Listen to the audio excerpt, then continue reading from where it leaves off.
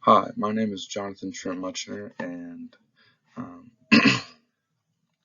this is my presentation of the New York City Water Tunnel number 3, um, constructed by the New York City Department of Environmental Protection. The locations of these tunnels are in downtown New York City, starting at the Hillview Reservoir in Yonkers, New York City, and then that is the stage 1, and then it goes south underneath Central Park to Fifth Avenue, where it stage 1 ends. And if you would go further south, that is where stage 2 is, into the peninsula of Manhattan. And then if you would take a left turn east right at Fifth Avenue before you hit stage 2 and go underneath the East River and Roosevelt Island, that is where stage 3 is.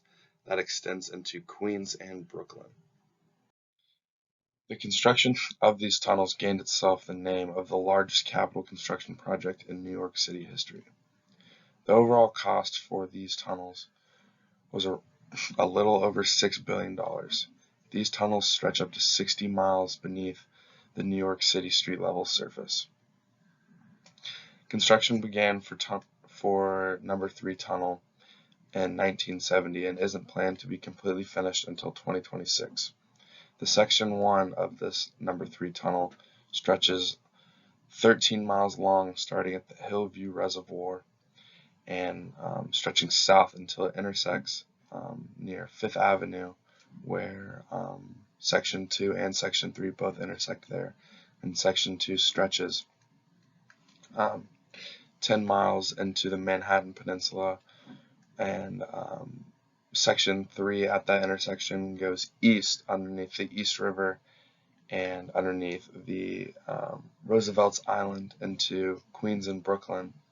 And all 3 of these tunnels vary in sizes, and they all range between 16 and 24 feet in diameter, and are all made up of reinforced concrete. The water in these tunnels is controlled by massive valve chambers that allow water to be released or pumped underground throughout the city. The water tunnel number 3 has one of the largest valve chambers, and it is located in Van Cortlandt Park, 250 feet below the street level. This chamber is 620 feet long and 43 feet tall. In 2020, the New York City Department of Environmental Protection started the excavation of the last 2 shafts that helped connect all of these massive tunnels together. These last 2 shafts were estimated to cost around $357 million and will take 4 years to completely finish.